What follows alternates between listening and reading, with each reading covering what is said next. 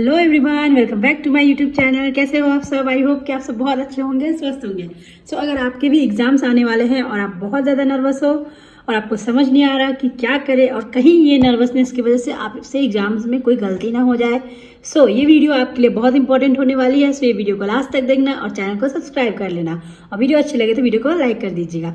देखो, नर्वस होना हमारा ह्यूमन नेचर है। जब भी हम कुछ भी नया चीज़ करने जाते हैं या जो काम हमारे लिए बहुत इंपॉर्टेंट होता है, जिसमें गलती से हमारी लाइफ को इफेक्ट हो सकता है, उस चीज़ में हम नर्वस होते हैं। आपको घबराना बिल्कुल भी नहीं है। नर्वस होना बिल्कुल नॉर्मल है और इससे आपके एग्जाम्स में कुछ भी प्रॉब्लम नहीं आएगी। बट इसके चक्कर में आपको कुछ ऐसी गलतियां करके नहीं आ जानी एग्जाम्स में जिसकी वजह से आपको बुरे परिणाम उठाने पड़े। आप नर्वस अगर हो भी एग्जाम से पहले तो इसके लिए बिल्कुल टेंशन मत लो। ये बिल्कुल नॉर्मल है, हर कोई नर्वस होता है, मैं भी नर्वस होती थी। बट इसके वजह से आपको कुछ भी ऐसी गलतियां नहीं करनी एग्जाम में जिससे आपके मार्क्स कट जाए या इसके बुरे परिणाम उठाने पड़े। आपको सबसे पहले क्या चीज करना है कि अपने माइंड को अच्छे से शांत कर लेना है, ठीक है।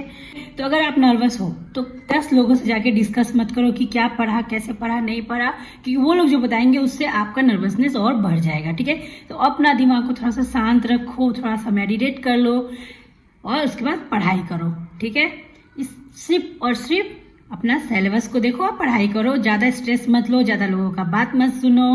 और यूनिवर्सिटी एग्जाम्स ही है, ठीक है। आपको अच्छे से पढ़ना है और अच्छे से एग्जाम्स में लिखना है, ठीक है।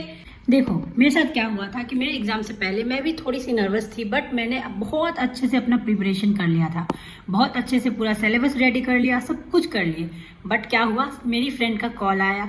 उसने मुझे बताया कि जब वो रिवीजन कर रही है तो उसे कुछ भी समझ नहीं आ रहा, एग्जाम तो बहुत टफ होने वाला है, बहुत टफ होता है। और मेरा फर्स्ट यूनिवर्सिटी एग्जाम था हमारा, तो मतलब मैं वहाँ पे मैं जो फुल कॉन्फिडेंट थी, मेरा कॉन्फिडेंस हो गया पूरा 0, ठीक है। और जब मैं वापस रिवीजन करने के लिए गई, वो सारे टॉपिक्स जो उसने मुझे बताया था तो मुझे भी बिल्कुल समझ में नहीं आया तब, क्योंकि मैं अंदर ही अंदर वो स्ट्रेस ले ली थी कि अगर मेरी फ्रेंड को प्रॉब्लम हो रहा है, मतलब उसको तो कुछ समझ में नहीं आ रहा।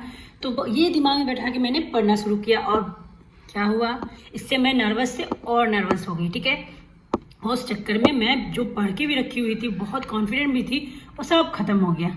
ठीक है, तो ये चीज ध्यान में रखो। और उसके बाद जब आप एग्जाम में जाते हो, उससे पहले एग्जाम से पहले 2-3 क्वेश्चन पेपर सॉल्व अच्छे से करके देख लेना, क्योंकि आपने अगर पूरे सिलेबस भी रेडी कर लिए, सिलेबस पूरे पढ़ भी लिए, फिर भी अगर जब आप एग्जाम में जाओगे 3 घंटे बैठ के आपको लिखने पड़ेंगे, तो उस टाइम आपके लिए वो बहुत ज्यादा, मतलब अगर आपने पहले से प्रिपरेशन नहीं की है, 2-3 क्वेश्चन पेपर आपने सॉल्व नहीं किए, तो वो आपके लिए थोड़ा सा प्रॉब्लम ला सकता है, ठीक है। तो इसलिए आप एग्जाम में जाने से पहले 2-3 क्वेश्चन पेपर को सॉल्व करो 3 घंटे का टाइमर लगा के, ठीक है।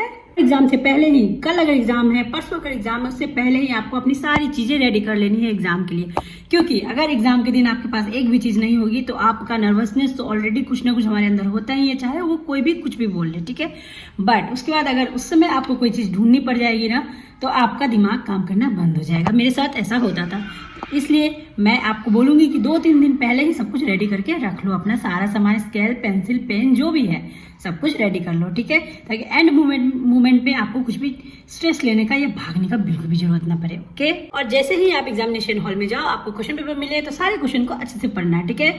वहां पे अगर कोई क्वेश्चन नहीं आता है तो वहां पे एक ही क्वेश्चन में दिमाग को लगाते हुए मत रह जाना, सारे क्वेश्चन अटेंड करने हैं, ये बात भी दिमाग में आपको याद रखनी है, ठीक है। अच्छे से सारे क्वेश्चन को पढ़ लेना और जो क्वेश्चन पहले आता हो अच्छे से उसको अटेंड कर लेना, ठीक है।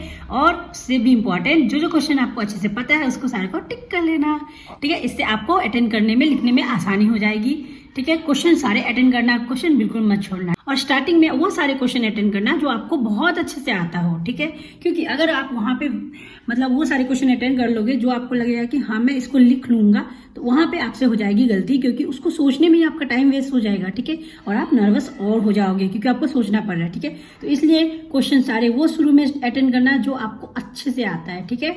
ऐसा करके देखना। मेरे साथ भी ऐसा होता था, मैं शुरू में बहुत नर्वस हो जाती थी क्वेश्चन पेपर को देख के, ठीक है। बट मैं हमेशा वो सारे क्वेश्चन अटेंड करती थी जो मुझे बहुत अच्छे से आता था, तो एंड में जाके मैं आसानी से वो सारे क्वेश्चन भी लिख पाती थी। मेरे पास टाइम भी होता था, क्योंकि इससे आपका टाइम भी बचेगा, ज्यादा सोचना नहीं पड़ेगा।